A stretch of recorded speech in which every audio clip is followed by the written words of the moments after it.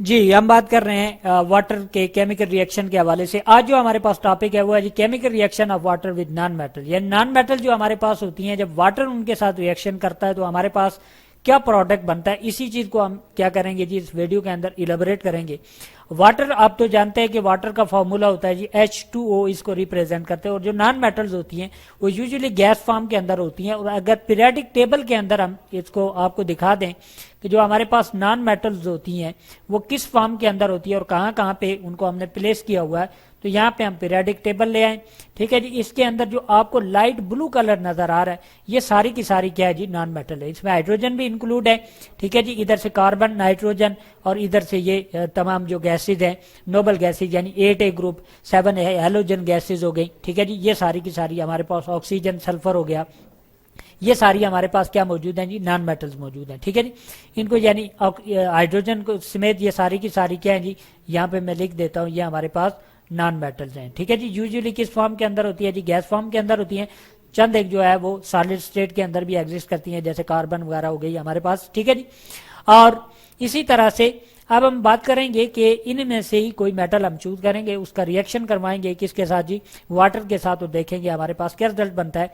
यहाँ पे आप देखेंगे लेट्स सपोज जी हमारे पास एक कार्बन है। ठीक है जी, एक तो हमने ये चूज कर लिया, इसका रिएक्शन करवाएंगे किसके साथ, मेटल के साथ। इसी तरह हमारे पास क्लोरीन है, क्लोरीन भी क्या है, नॉन मेटल गैस है। ठीक है जी, एक हमने सॉलिड चूज कर लिया, एक हमने क्या काम कर लिया जी, गैस चूज कर ली। इन दोनों का रिएक्शन करवाते हैं वाटर के साथ, तो देखते हैं हमारे पास क्या प्रोडक्ट बनता है। ठीक है जी, नंबर 1 केस हमने क्या चूज किया जी, कार्बन चूज किया। ठीक है जी, कार्बन को C से रिप्रेजेंट करते हैं, प्लस H2O, वाटर के साथ इसका क्या करवाने जा रहे हैं जी, हम रिएक्शन करवाने जा रहे हैं। ठीक है जी, जब वाटर के साथ इसका रिएक्शन करवाएंगे तो याद रखें कि कार्बन चूंकि सॉलिड फॉर्म के अंदर एग्जिस्ट करती है। ठीक है जी, और इसको आप क्या काम करें जी, एक टेस्ट ट्यूब के अंदर ले लें या किसी जार के अंदर आप ले लें।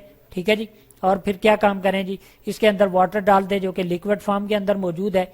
और फिर इनका रिएक्शन करवाने के लिए आपको एक कंडीशन लगानी पड़ेगी, और वो कंडीशन क्या है कि 1000 डिग्री जो है सेल्सियस टेम्परेचर, सेल्सियस किसको रिप्रेजेंट करता है जी, टेम्परेचर को मेजर करने का यूनिट है। ठीक है जी, ये जब आपस में रिएक्ट करते हैं तो इस रिएक्शन के नतीजे में आपके पास दो चीजें बनती हैं, और वो यानी हमारे पास एक कार्बन मोनोऑक्साइड बनता है जिसको हम क्या कहते हैं जी, CO कह देते हैं। ठीक है जी, और इसी के साथ ही क्या बनता है जी, H2 गैस बनता है। ठीक है जी, ये सारा का सारा जो प्रोडक्ट हमारे पास बनता है, ठीक है जी, इस प्रोडक्ट को हम क्या कहते हैं जी, हमारे पास ये यानी एक मिक्सचर बनता है कार्बन मोनोऑक्साइड, जो कि किस फॉर्म में के अंदर एग्जिस्ट करता है जी, ये भी गैस होती है और ये भी क्या होता है जी, H2 भी गैस होती है। तो इस सबको मिलाकर अगर हम नाम दें तो इसी को क्या कहते हैं जी, वाटर गैस भी कहते हैं, यानी कार्बन मोनोऑक्साइड और हाइड्रोजन गैस। अब सवाल ये पैदा होता है कि ये किस तरह से ये रिएक्शन हुआ। तो इस रिएक्शन को समझने के लिए आप ये देखें कि हमारे पास कार्बन होता है। ठीक है जी, कार्बन का ताल्लुक कौन से ग्रुप से है जी, 4th ग्रुप से है। अब 4th ग्रुप के अंदर ऑलरेडी हमने बताया था +4 भी वैलेंसी होती है, +2 भी वैलेंसी होती है। दो किस्म की वैलेंसी जो है ये क्या करता है जी, शो करता है। ठीक है जी, तो यहाँ पे कार्बन कौन सी वैलेंसी शो करेगा, +2, क्योंकि उसके जो अपोजिट है जिसको यानी हमारे पास क्या जी, हाइड्रोजन 2 यहाँ पे और ऑक्सीजन है, तो ऑक्सीजन के साथ इसका रिएक्शन होगा, एक्सचेंज ऑफ वैलेंसीज होगा, ये वैलेंसी इसके नीचे।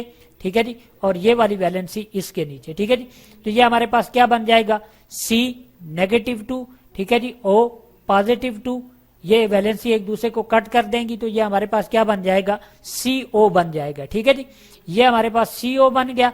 और इसी तरह से ये जो हाइड्रोजन है ये यानी इधर यहाँ H2 की फॉर्म में नीचे आकर ये इसके अंदर ऐड हो जाएगा, तो ये हमारे पास प्रोडक्ट बन गया CO+H2। ठीक है जी, इसके ऊपर अब law of conservation of mass को रखते हैं जी, जितने हमारे पास एटम रिएक्टेंट वाली साइड पे, ये रिएक्टेंट वाली साइड है, उतनी प्रोडक्ट वाली साइड पे भी होने चाहिए। कार्बन कितना है जी, 1 है, यहाँ पे कितना है, 1 है। ऑक्सीजन कितना है, 1 है जी, यहाँ पे भी 1 है। हाइड्रोजन कितने हैं, यहाँ पे 2 है, यहाँ पे 2 है। इस मीन के law of conservation of mass यहाँ पे क्या हो रहा है जी, फॉलो हो रहा है। ठीक है जी, दूसरा केस हम स्टडी करते हैं। दूसरा केस हमने किसको रिप्रेजेंट किया था जी, हमने कहा था जी हमारे पास क्या चीज मौजूद है जी, क्लोरीन गैस मौजूद है। ठीक है जी, और क्लोरीन गैस चूंकि एटॉमिक फॉर्म में एग्जिस्ट नहीं कर सकती, कार्बन चूंकि सॉलिड फॉर्म में है, अकेला एग्जिस्ट कर सकता है, लिहाजा ये मॉलिक्यूलर फॉर्म में, यानी ये एटॉमिक फॉर्म में है, ये मॉलिक्यूलर फॉर्म में एग्जिस्ट करेगी, Cl2 लिख दिया। ठीक है जी, इसी का रिएक्शन करवाते जा रहे हैं जी हम किसके साथ, वाटर के साथ, जिसको हमने H2O लिख दिया, जो कि किस फॉर्म के अंदर है जी, लिक्विड फॉर्म के अंदर है। जब इनका रिएक्शन करवाया तो इस रिएक्शन के नतीजे में हमारे पास जो चीज बनी, अब यानी यहाँ पे थोड़ा सा रिप्रेजेंट करना हमारे लिए मुश्किल हो रहा है, ठीक है जी। क्लोरीन और वाटर को हम थोड़ा डाउन करके लिख देते हैं, ठीक है जी, Cl2, ठीक है जी, प्लस हमारे पास क्या है जी, H2O है, ठीक है जी। अब ये रिवर्सेबल केमिकल रिएक्शन है, ये भी ऑलरेडी हम आपको पढ़ा चुके हैं कि जो रिएक्शन दोनों साइड के ऊपर मूव करे उसको क्या कहते हैं जी, रिवर्सेबल रिएक्शन कहते हैं, ठीक है जी। अब ये हमारे पास प्रोडक्ट क्या बनता है, इसके रिएक्शन के नतीजे में HCl बनता है, हाइड्रोक्लोरिक एसिड, प्लस हमारे पास एक और चीज बनती है, ठीक है जी, HClO, ठीक है जी। अब इसको कहते हैं जी हाइपोक्लोरिक एसिड, और ये हमारे पास क्या है जी, हाइड्रोक्लोरिक एसिड। क्लोरीन किस फॉर्म में आपने ली थी जी, यहाँ पे हम इनकी स्टेट मेंशन कर देते हैं जी, गैस फॉर्म के अंदर हमने ली थी। वाटर हमने किस फॉर्म के अंदर लिया था जी, लिक्विड फॉर्म के अंदर लिया था। HCl जो हमारे पास बना एक्वस फॉर्म, मीन इसके अंदर वाटर भी मौजूद है, और हाइपोक्लोरस भी जो है वो किस फॉर्म में, एक्वस फॉर्म में हमारे पास क्या है जी, मौजूद है। अब ये क्या है जी, रिवर्सेबल केमिकल रिएक्शन है, यानी जिस दोनों अतराफ के अंदर ये रिएक्शन क्या करेगा जी, मूव करेगा, यानी क्लोरीन और वाटर गैस आपस में कंबाइन होकर हाइड्रोक्लोरिक एसिड और हाइपोक्लोरिक एसिड बनाते हैं, जबकि हाइड्रोक्लोरिक एसिड और हाइपोक्लोरिक एसिड जो है वो आपस मिलकर क्या बनाते हैं जी, क्लोरीन और वाटर बनाते हैं, ठीक है जी। अब ये चीज हमारे पास मौजूद है जी। अब इसमें देखें कि ये जो HCl आपके पास बना, ये स्टेबल प्रोडक्ट है, यानी इसको अगर लॉ ऑफ कंजर्वेशन मैथ्स को फॉलो करें, 2 क्लोरीन है, यहाँ पे कितने क्लोरीन है जी, 1 और 2 क्लोरीन है, ठीक है जी। अगर आप हाइड्रोजन की बात करें, 2 हाइड्रोजन है, 1 हाइड्रोजन यहाँ, 1 हाइड्रोजन यहाँ, 2 हाइड्रोजन यहाँ पे मौजूद है। ऑक्सीजन की बात करें तो 1 ऑक्सीजन यहाँ पे मौजूद है, 1 यहाँ पे मौजूद है। इस मीन के ये भी जो केमिकल रिएक्शन है हमारे पास क्या है जी, बैलेंस है। अब होता क्या है कि इसके अंदर फर्दर थोड़ा सा प्रोसेस होता है, ये जो हाइपोक्लोरिक एसिड होता है ये हमारे पास अनस्टेबल होता है, ठीक है जी।